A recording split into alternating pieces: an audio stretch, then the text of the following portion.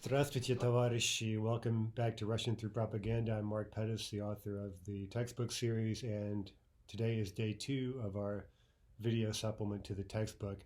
By the way, здравствуйте means literally be healthy, but it's a standard Russian greeting, and unfortunately it happens to be one of the hardest words to pronounce in the entire language, but we'll practice it soon. We'll spend more time looking at how it's actually pronounced. Здравствуйте. And then I'm following that up with tavarishi, which is the plural of tavarish, which we saw yesterday. It means comrade. And of course, few Russians would greet each other as tavarishi nowadays after the collapse of the Soviet Union. And if they do so at all, it would be with a certain sense of irony. But we're doing it here just for fun. Tavarishi. Здравствуйте, товарищи. Yesterday we learned the alphabet, and we learned to associate the basic sounds each letter makes with the letters. In some cases, the letters were familiar. In other cases, they were completely new.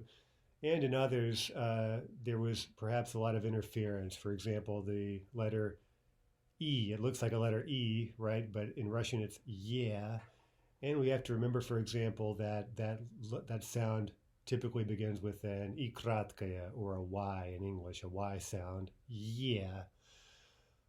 So yesterday, hopefully you circled those letters that are problematic, and if you pay special attention to those and practice for a few more days, you should feel quite comfortable dealing with the Cyrillic alphabet.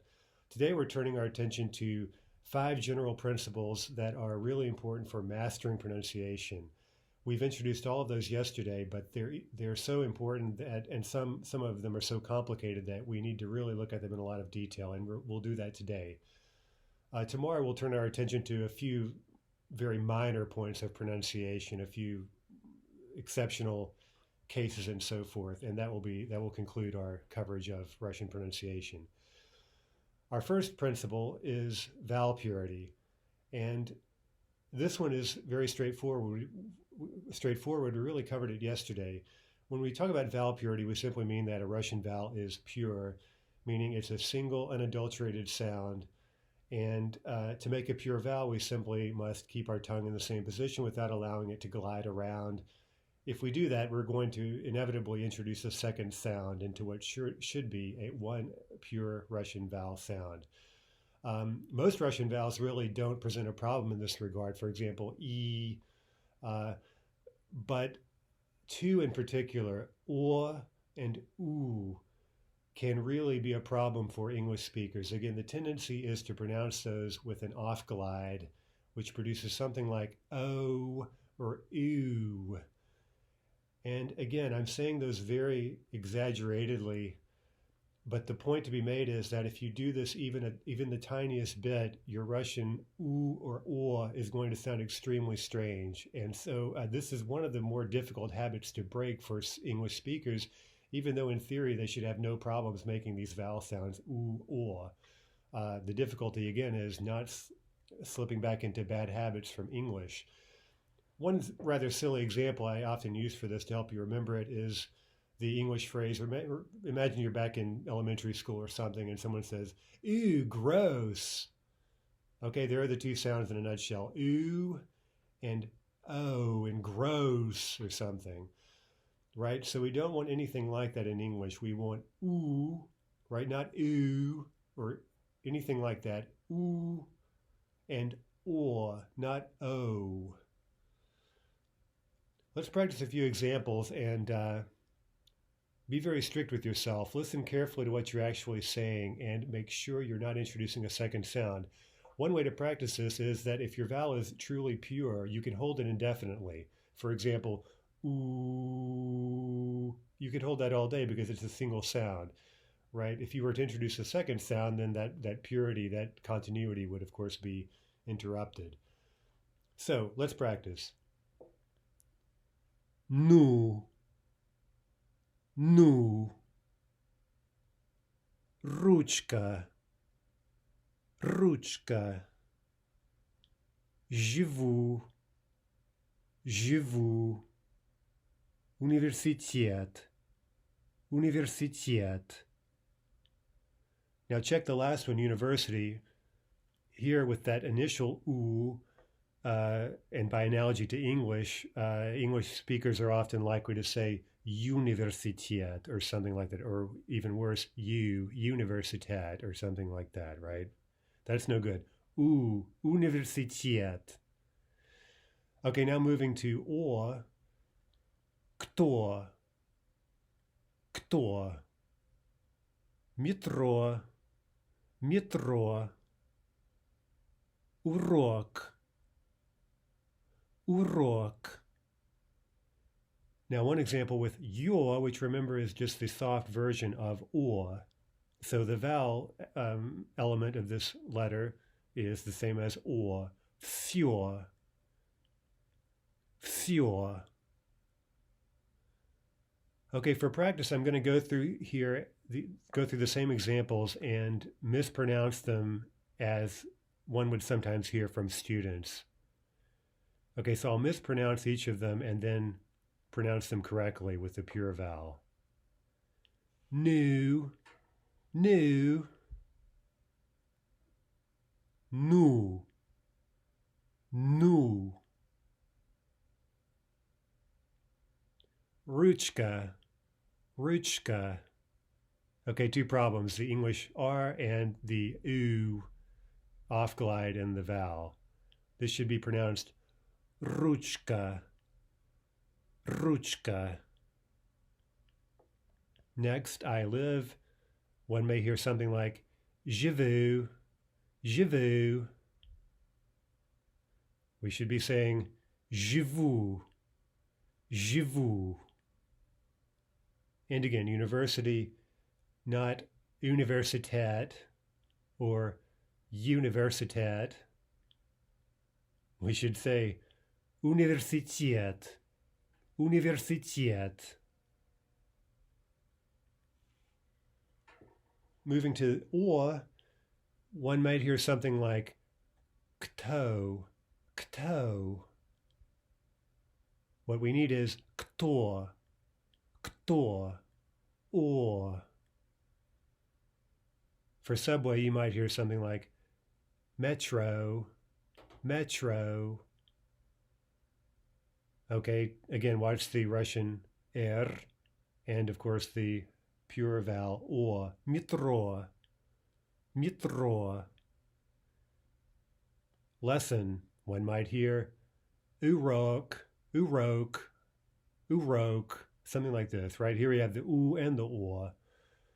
The correct pronunciation is urok, urok. And finally, we want to say for everything, not fio, fio, but fjor, fjor. The next point, the next of our 5 principles for perfect Russian pronunciation, and by the way, keep in mind again that I'm not a native speaker, so I can't really claim to have absolutely perfect Russian pronunciation, but I think for practice purposes, it's adequate. The second principle is stress. We discussed this already yesterday, and this, again, is fairly straightforward. It's easy to explain, but it may take a lifetime to master in terms of knowing where the stress falls. Remember, we mentioned yesterday that Russians do not typically mark stress in a printed text. Of course, we always will in our textbook. We'll do that by underlining the stressed the vowel that falls in the stressed syllable. So watch for that underlined vowel. That's the syllable you want to hit very emphatically. We discussed yesterday that an English word like independent, especially if they're here independent 4 syllables, right? If you have a multisyllabic word like that in English, it can be difficult to determine where the stress actually falls because English stress is much weaker than Russian stress. Let's look at a multisyllabic Russian example, and it happens to be the Russian term for stress, and that's udarение. Udarение. One thing to point out quickly is that there are no silent vowels in Russian, and that includes yeah. We discussed this yesterday, and if we look at this word, for example, we see that Russian generally follows the principle of one vowel equals one syllable. That is, every vowel is pronounced, that means that anytime you have a vowel, that constitutes its own syllable. For example, udarение. If we count the vowels here, we have u, a, ye, e, ye. That's 5 vowels and 5 syllables. And we see that by convention in the textbook, we're marking that first ye by underlining it. That's where our stress falls. So practice this. And remember that for practice, especially initially, it can be useful to do something physical to almost beat the emphasis out of yourself. Again, the tendency is to be kind of reticent and maybe attempt to sound polite and just sort of be very monotonous and even in one's delivery of Russian. In this sense, you should really almost practice a certain theatricality when you're speaking Russian. It's almost hard to overdo these various elements of Russian, and first and foremost, the stress, right? It's really almost impossible to overstress your stressed syllable if you're learning Russian coming from English. So you might try something like udarение, udarение, or something like that. Because Russian doesn't normally mark stress in printed text, and of course, when you're speaking Russian, you'll need to simply know where the stress falls in a given word. And in that sense, learning where the stress falls is just as important as learning how to spell the word. It's such an essential part of pronouncing it that you really need to focus on learning the stress.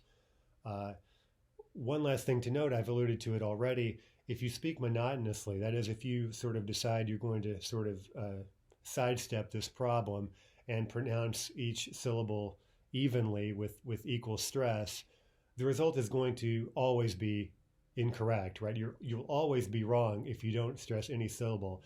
So better at first to catch on to this general principle of one syllable only bearing the stress in any given word and occasionally misplace that stress than to just ignore the phenomenon altogether and pronounce each syllable with equal stress. Let's look at a few examples. And again, every time you go to read a word in the textbook, especially when you're drilling your vocabulary, look to see which stress is which syllable is to be stressed. Look for the underlined vowel, and if necessary, do something physical to force yourself to pronounce it very emphatically. Группа, группа. Contrast that with группа, группа. Right? Hear the difference? Группа is what we want to say. Студент, студент.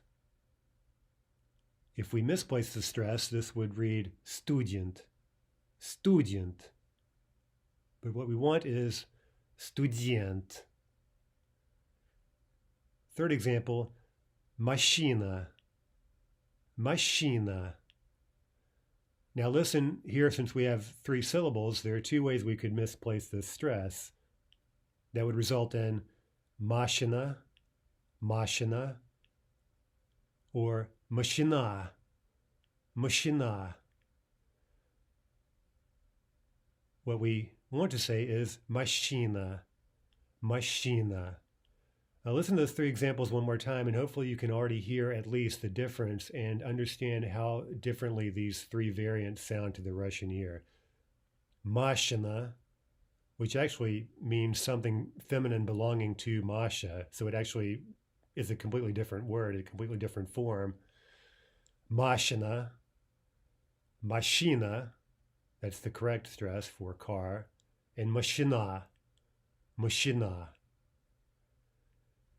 To take our final example, this has many syllables, and that means that there are 4 ways, 5 syllables actually. That means that there's only one correct syllable where we should be placing the stress, and meanwhile there are 4 incorrect possibilities for misplacement of stress. The correct version for university, of course, is universitet. Now note here how the stress falls on the final syllable. That can be a bit difficult because it means you've got to reserve that emphasis until the very end of the word. So again, a longer word like this, it may really help to, again, pump your fist, clap or something when you reach that final syllable, while remaining very calm and even until you get to that final emphatically stressed syllable. So for example, you could practice saying universitet, universitet, right? And just get that extra oomph that you need for the stress syllable at the very end of the word.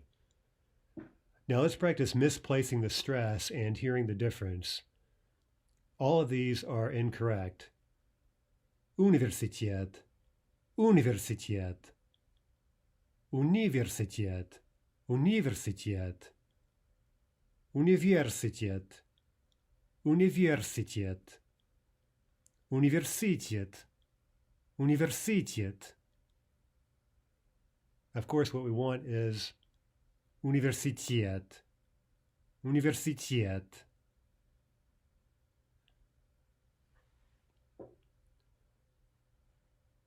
Our third basic principle of good Russian pronunciation is vowel reduction.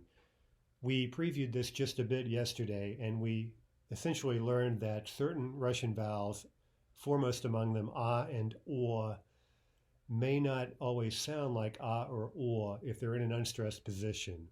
Now keep in mind that if any Russian vowel, including those two, is stressed, we're going to hear its so-called true value, its true quality, its true sound. So a stressed o will always be o. A stressed a will always be a.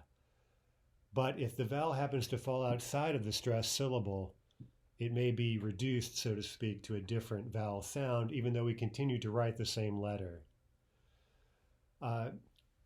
This topic is a tricky one, and today we're going to look at it very methodically using tables to sort of try to visualize what's going on.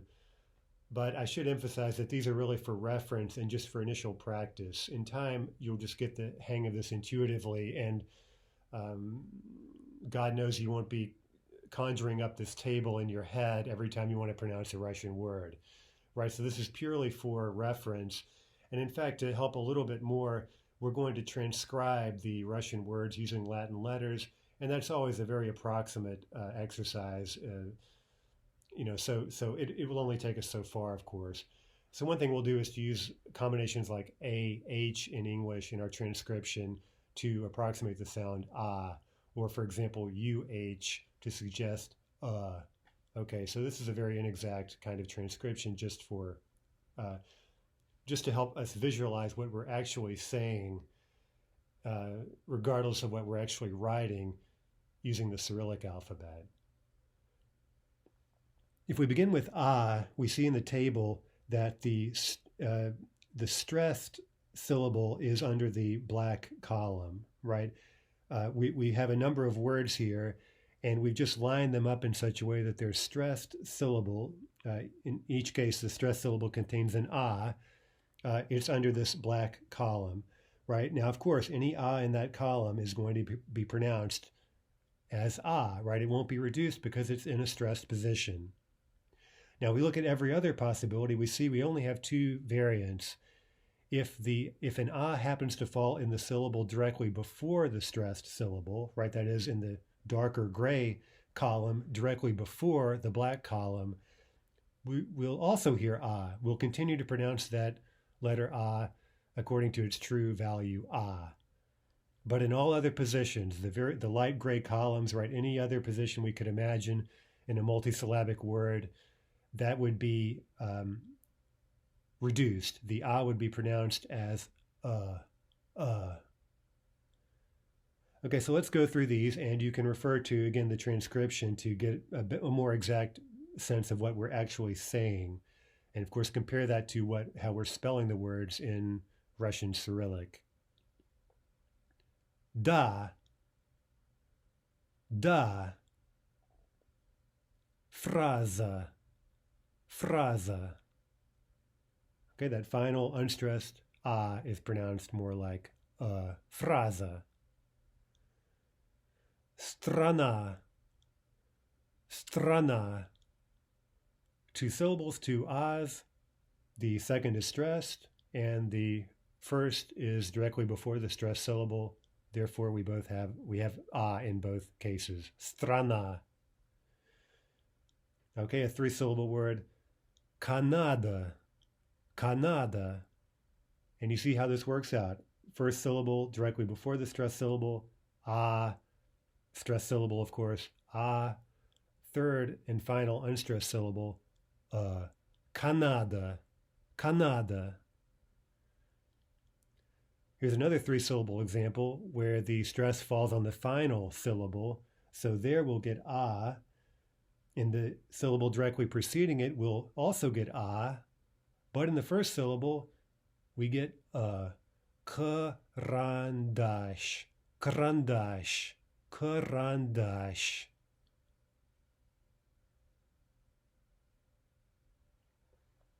Next we move to or, and this is the most problematic vowel because first of all it's very conspicuous in terms of how it's reduced, and it can reduce to 2 separate sounds. Or, if stressed, will of course sound like or. If it falls in the syllable directly before the stressed syllable, it will sound like ah, and anywhere else it will sound like right? So if we see an or on the page, on the printed page, we should at this point just always keep in mind that we won't necessarily be saying or, right? That's only if it's stressed.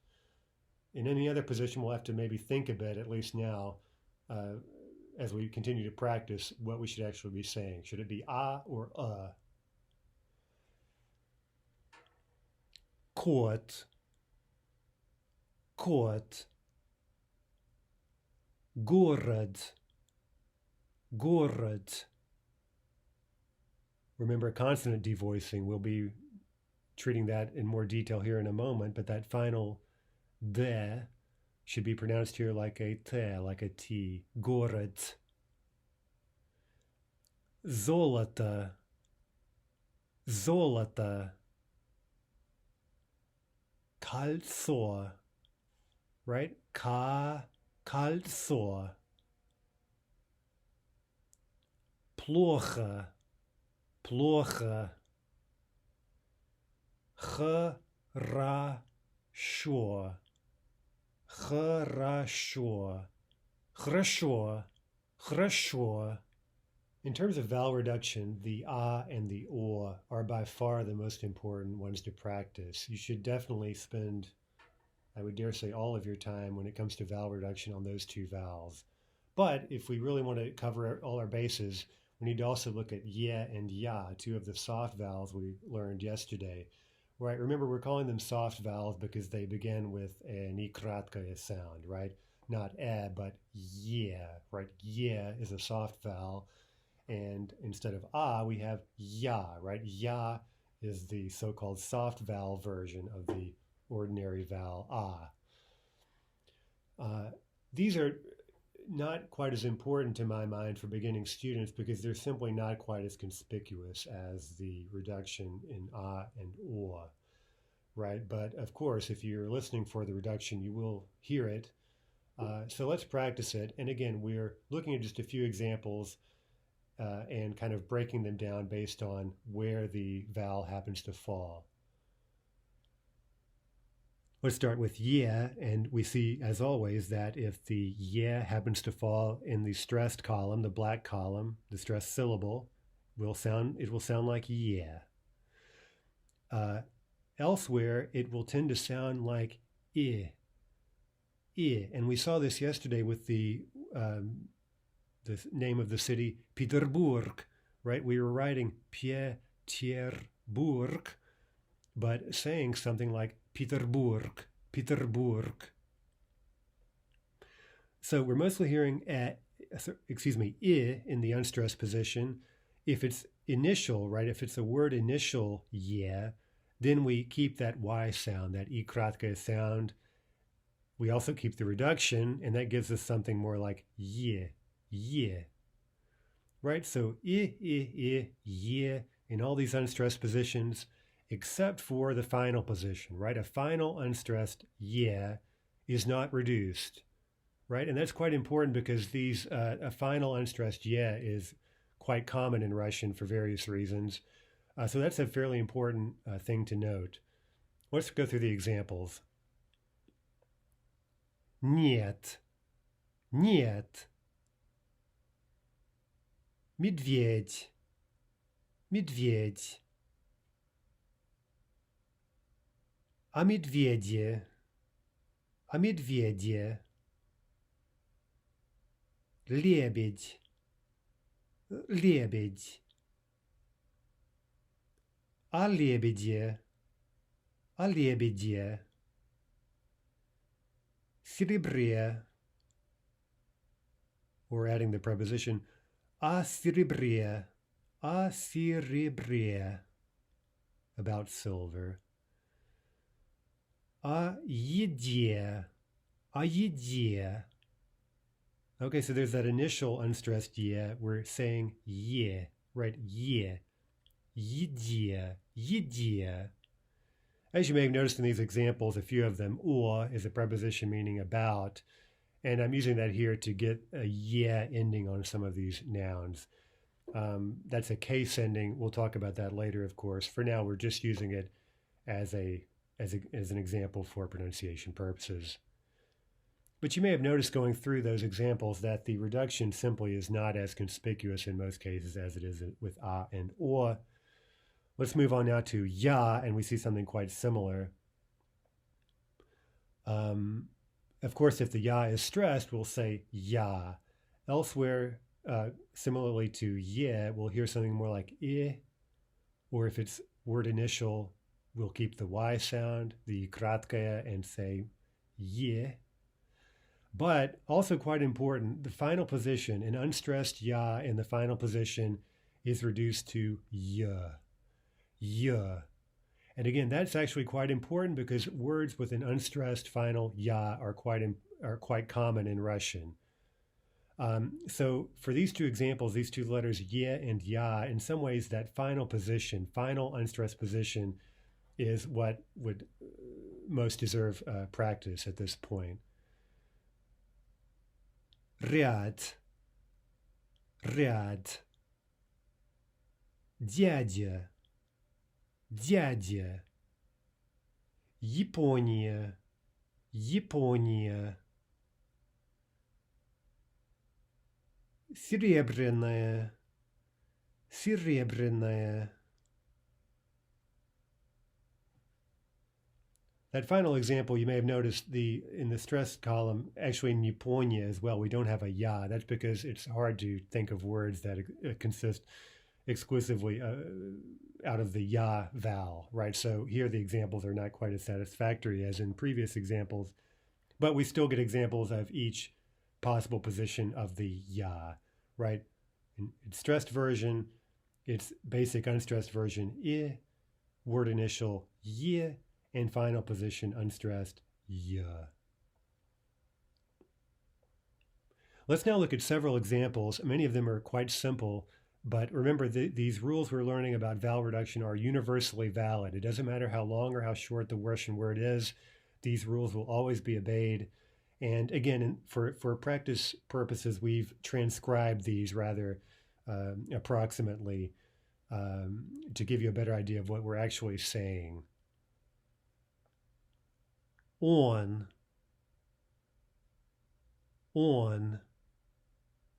она, она.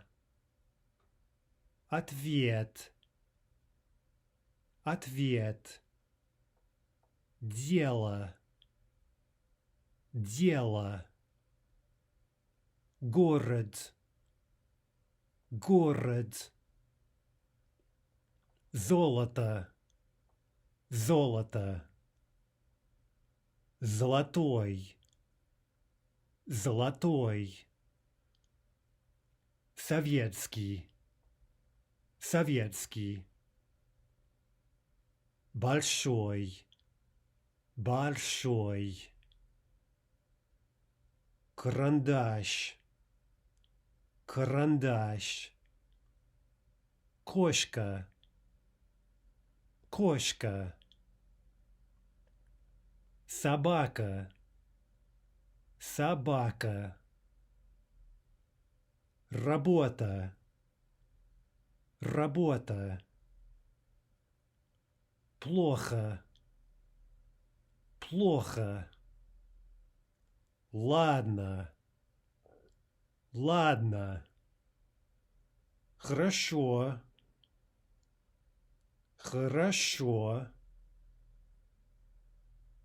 Медведь, медведь, лебедь, лебедь, поле, polya. Remember that final yeah, final unstressed yeah is not reduced. Polya. Европа, Европа, Европа. Еда, еда. Неделя, неделя. Еще, еще. Note that's the sh with a little tail on it. That's our double consonant. Hold it twice as long as an ordinary sh. Еще. Философия, философия. Россия, Россия. By the way, a quick aside, if you're going to study Russian, it would be a great idea to learn to spell the name of the country you're studying. This seems to be a recurring problem with students. They know any number of words, but when they have to spell Россия, which we use over and over again in examples, they always tend to write something incorrect. Something like, they may say something like Russia by analogy to Ruski, or any other number of other things. So please take the time to learn these 6 letters. Россия, Россия. Япония, Япония. В Петербурге, в Петербурге. That's another early example of a prepositional phrase that means in Petersburg. And that preposition is what's giving us that final case ending, the yeah, at the end of the word, just for practice. We may notice already that v, right, that preposition meaning in, is devoiced. And that brings us to our next topic, devoicing and sometimes voicing of consonants, right? So the first point to be made is that, as we know from yesterday, Russian consonants come in voiced and unvoiced varieties, and several of them can be grouped by pairs according to that difference, right? Voiced and unvoiced versions of what is at some level the same sound. We looked yesterday, for example, at v, right? V, our V sound in English, and compared that with f, right? F in English. If we pay attention, we see that we're really forming both those sounds in the same way in terms of what we're doing with our mouth, our lips, etc. The difference is when we pronounce v, we're getting vibration, right? So that's the only difference between those sounds.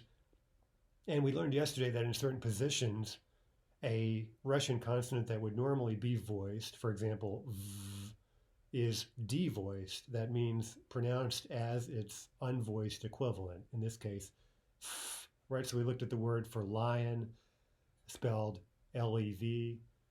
I'm using English letter names, of course, just for clarity. But we pronounced that as though the final letter were an F. Instead of liev, we say lief, lief, right? Devoicing of the final consonant. As we mentioned yesterday, the most important place where this occurs is in final consonants, right? Word final position, right? For example, again, the word lief, right? That's the final v. It's the last letter in the word. It would normally be voiced, but we're devoicing that final consonant. Although we'll look at a few more examples in a moment, this is the most conspicuous place where this happens, and that's therefore where we really want to focus our attention in terms of thinking about devoicing of consonants. Let's look at a few examples, and again, look at how we're writing the word and listen for how we're actually pronouncing it. It's different from the actual spelling on the page, right? So we have to pay careful attention and in some ways not let the way the word is spelled interfere with our pronunciation. The word for lion, again, is lev, lev. And once again, one good way to study pronunciation often is to practice mispronouncing the word, right, and hearing the difference. That will really let you understand what's going on here phonetically. If we pronounce this without devoicing, it would be liev, right, with the vibration. But liev is incorrect. We want to say lief, lief. Next, gas is gas, gas, not gaz, right? Devoice the Z, it becomes more like an S, gas. Next comes zh, my favorite letter in the Russian alphabet. I'm not sure why. Maybe it's the symmetry. The word for hedgehog, which is a favorite animal for Russians, maybe I'll talk more about that later. In any case, we have a final zh, which is devoiced to sh. So instead of yozh, we're saying yosh, yosh. Oak tree, we have a final b, right? B. Now compare that to its unvoiced equivalent, p, right? P, p, p. If you make a p, you can clearly notice that there's no vibration of any kind going on, just a little puff of air. The word for oak tree is not dub, dub, but rather dupe, dupe. The word for garden is written with a final d, right, or d in English. We want to devoice that to a t or t in English. Sad, sad. Not sad, but sad, sad. And finally, a blog, blog, would be incorrect, right? G. We want the devoiced blog, k, k, k, blog. Now we're going to talk more in a moment about soft versus hard consonants. We previewed that a bit yesterday, but for now, in order to complete our look at devoicing, what happens if the final consonant in a word is a soft consonant? For example, a soft D. We actually saw examples of this yesterday. Soft consonants in the final position are also devoiced, right? The only difference is they're now soft, right? So a soft D, D, would be devoiced to a soft T, t, t, right? So we know already that a hard D is devoiced to a hard T. Same thing for the soft versions. Soft D at the end of the word is devoiced to a soft T sound. Again, this may be a bit much for lesson 2 because we need to practice soft sounds a lot more before we can make any of them probably. But for now, again, listen, try to reproduce as best you can, and just notice that what we're saying is different from what we're writing. The word for blood is not krov, but krov, krov, right, with an F sound, a soft F. The word for filth is not gryaz, but gryaz, gryaz, right, from a soft Z to a soft S. The next word for falsehood, we have an example of what looks like a soft zh, but as we'll learn at the end of this lesson, there's only one way basically to pronounce zh in Russian. So even though we write this with a soft sign, we would never, there's only one way to say the zh essentially. What this means here in this example is that zh is simply reducing to sh, right? Just as we had earlier with the hard, so-called hard zh. So what we say here is not lozh, but losh, losh. Again, we'll look a bit more at this peculiarity of spelling at the end of today's lesson. The word for ripple, right? We have a final soft b, but we'll pronounce it as a p, instead of riab. We'll say riab. And finally, as we saw yesterday, the word for bear ends with a soft d, which would normally be d, medvedь, right? But it's devoiced to a soft t, and what we end up saying is medvedь. So when we talk about devoicing, we're most concerned with devoicing of final consonants. That's easily the most conspicuous place where this occurs. But we should also talk a bit about what happens in consonant clusters. By consonant cluster, we mean any place in a word where two consonants or more come together. And in that case, in Russian, the first consonant tends to assimilate to the second consonant. That means it becomes like it. And this kind of thing happens in lots of languages when any two consonants collide. There tends to be assimilation in one direction or another. In Russian, again, the first consonant becomes like the second in terms of voiced versus unvoiced. So here too, the most conspicuous perhaps and most common form of assimilation is the devoicing of an initial consonant. And so let's look at a few examples, and this isn't, again, nearly as important as devoicing of final consonants, but let's look at it anyway. After. Okay, there we have a v-t cluster. The v, which would normally be voiced, is assimilating to the t by becoming unvoiced. We're devoicing the v to a f. After.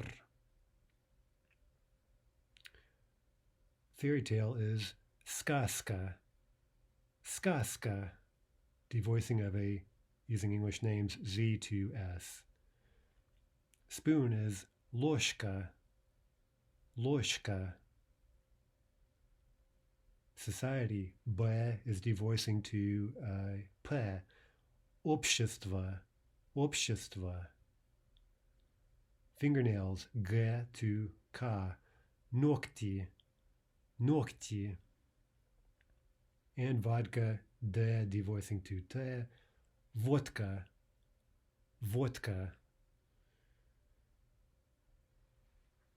This also happens in the opposite sense, where we're voicing the initial consonant to make it like the following consonant. But this is much more unusual in Russian, and we'll just look today at 3 reasonably common examples. The word for change, like at the cash register, is sdacha. So here we have a voicing of the S to a Z sound. Soccer is football. What looks like a T is being voiced to assimilate to the B and pronounced like a D.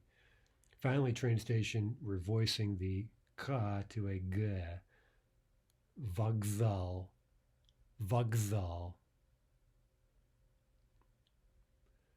Again, let's look at a longer list of words where we're seeing devoicing of final consonants, also some clusters, and continue to practice. Again, for the sake of practice, we're transcribing the words somewhat approximately using the Latin alphabet. Город. Petersburg. Союз. Дуб. Ряд. Сад. Chekhov. Народ. Вид. Водка. Лед. Снег. Yosh, yosh, nosh, nosh, lev, lev, gas, gas, медведь, медведь, лебедь, лебедь, ложь, ложь, ложка, ложка, автор, автор, сказка, сказка, вокзал, вокзал, сдача, сдача. If we look at our first propaganda poster, it's a very famous one, very simple slogan, simply "Niet," as in no to vodka. So this is one of very many Soviet propaganda posters that could fall under the big category of anti-hooliganism, meaning generally attempting to make people behave, not run around drunk, and so forth, right? And of course, there's a fairly numerous subcategory of anti-alcoholism posters, right? So here's a good example of a clearly upstanding Soviet citizen who's turning down the vodka. And we can take this opportunity just to, you can read in much more detail in the book to look very closely at what we mean by softness. The basic point to be made again is that if we look at the word niet, what we have there is not simply hard N followed by a Y sound, etc. We have a soft N that is then followed by a vowel sound, eh. Somewhere in the middle there, we're also getting any kratkaya sound, a y, right? Niet, niet. So that's somewhat complex if we break it down very carefully, as we do there in the text, but you can take a look at that. But again, one way to practice this is take an English word like canyon or onion. Let's take canyon, for example, and let's just pretend that the un part at the end is not there at all. Can. And so instead of saying can, yun, thinking of it that way, let's kind of attach the Y to the N itself and pronounce a soft N, can, can. That's your pure soft N that we're looking for in Russian. Can. Again, let's look at the word niet. N is a soft N. And as we said yesterday, the key to pronouncing a soft consonant is tongue position. We want to palatalize the consonant. That's the technical word for softening a consonant. And we do that by pressing our tongue up and forward against the hard palate, the roof of our mouth. We want to keep it there. So first find the position, E or Y, right? And while keeping that position, reach forward or do whatever you need to, just enough to pronounce the given consonant without first letting your tongue kind of lazily slide back into its non-palatalized position, which would, of course, result in a hard consonant. So if we take the N for an example, we could practice E and then reach down and make an N. In, in. Right? As opposed to e, n, right? If we drop our tongue back, the result will be a hard N. So finally, let's practice several examples of hard versus soft consonants. And you see, if you look at page 11, that these are grouped into three categories. The top, N, D, T, L, S, to use the English names for these sounds, they're most worth practicing. They're the most conspicuous, the most common in terms of soft consonants. The next batch is somewhat less important for now, less conspicuous, less common, maybe not worth a whole lot of focus at this stage. Finally, we have a few consonants that are somewhat unusual in the sense that they're thought of as either hard or soft. They don't have actual variations. And whether they're hard or soft or considered that way doesn't really concern us right now. We just want to note that regardless of whether or not they're followed by a soft sign, they're pronounced the same way. There's only one way to pronounce these consonants. So why would you write a soft sign? Well, we'll look at that more later, but essentially it's a spelling convention that's telling us certain things about grammatical endings and for example, the gender of a noun, the declension type to which it belongs, and so forth. So for now, we needn't really worry about that too much. We'll just read a few examples. Starting with N, here are some examples of hard N. Notebook, notebook.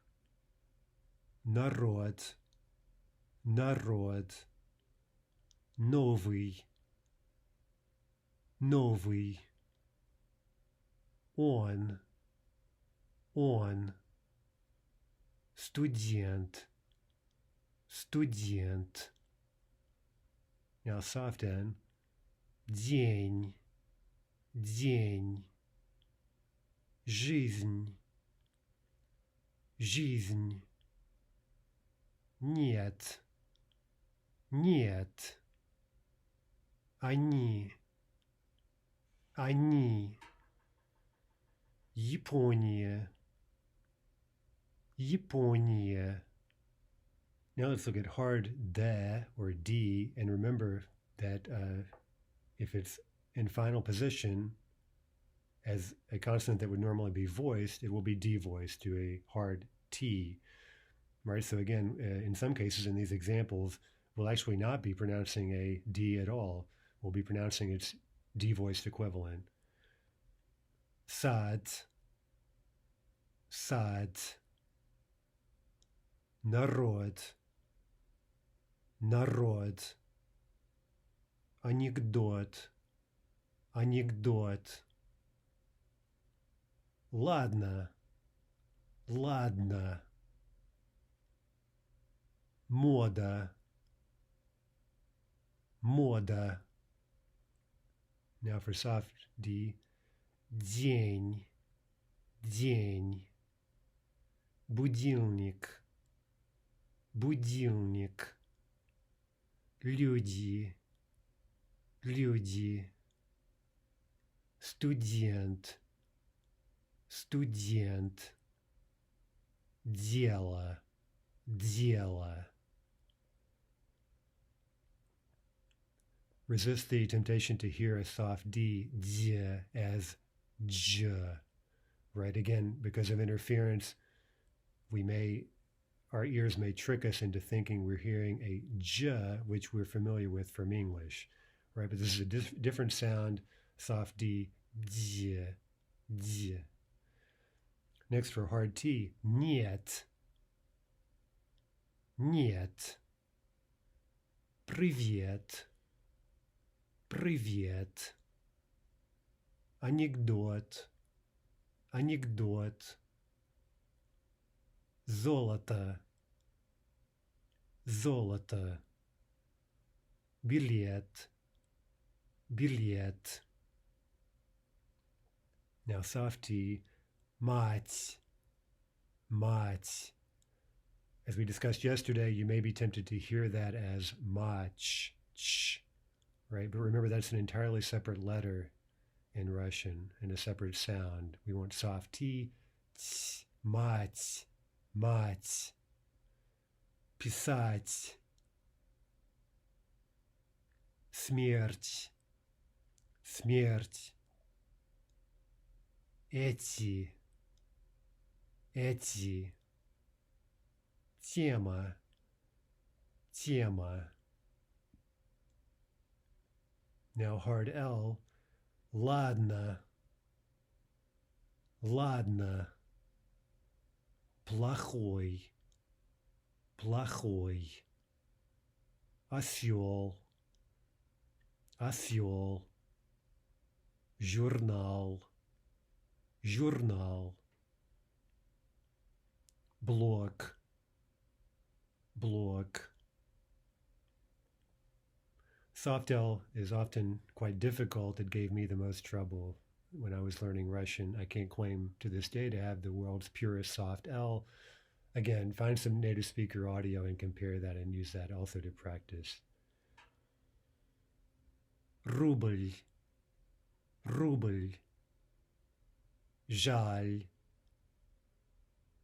жаль, люди, люди, неделя, неделя, большой, большой. Next comes S. Русский,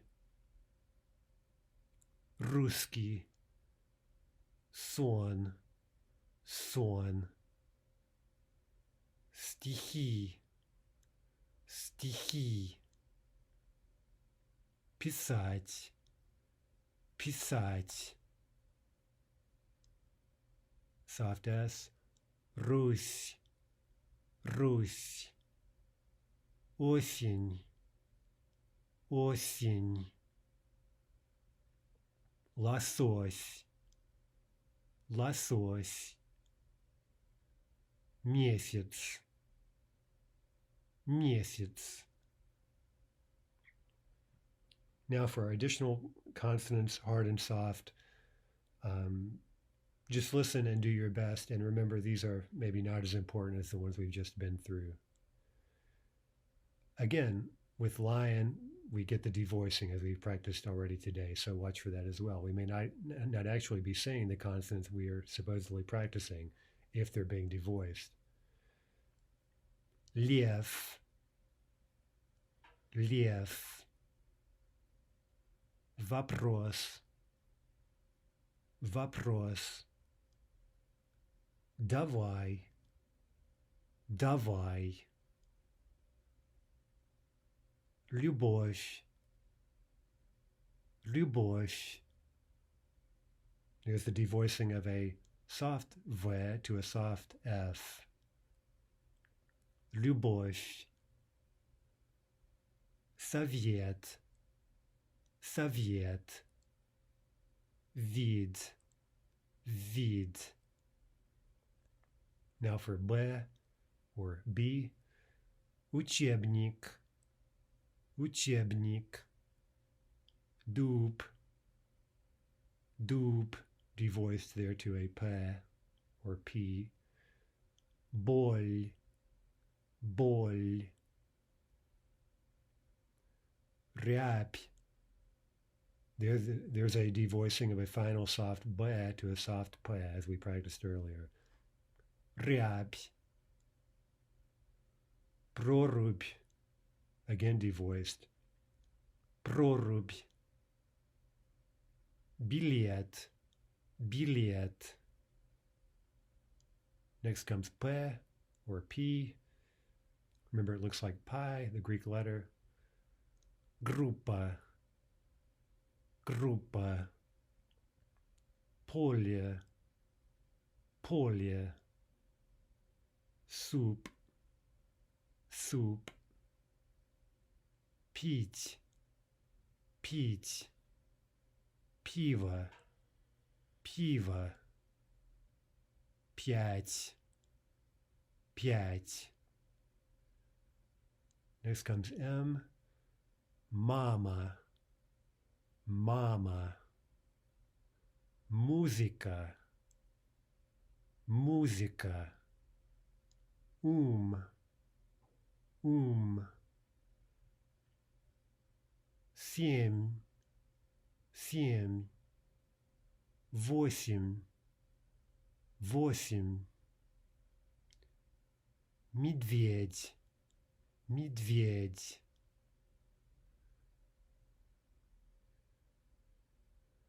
Now for R. Автор, автор. Подарок, подарок. Словарь, словарь. Царь, царь. Finally, the sound Z, which may be devoiced to an S. as in gas, gas. Золото, золото. Зять, зять. Зима, zima. Finally, ch is always ch in Russian. It really doesn't have a hard and soft version. So let's just practice these examples. Match, match, which is like a soccer match.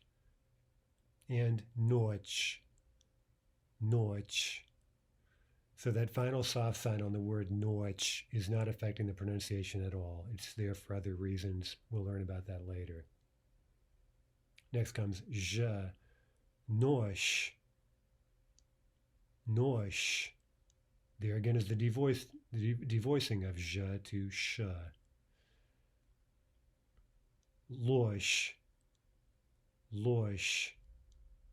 There again we have what looks like a soft zh, but it's the same as in the word we just looked at. It's devoicing to a sh sound at the end of the word. Karandash, karandash. Mysh. Again, no difference in the pronunciation of the sh. Mysh. Chitayesh. That's a very common verb ending. We'll learn that fairly quickly in the textbook. Chitayesh. Finally, sh, right? The double length consonant. Borsh, borsh. And viesh, viesh. No difference in pronunciation despite the presence of the soft sign. So until day 3, I'd like to wish everyone до свидания.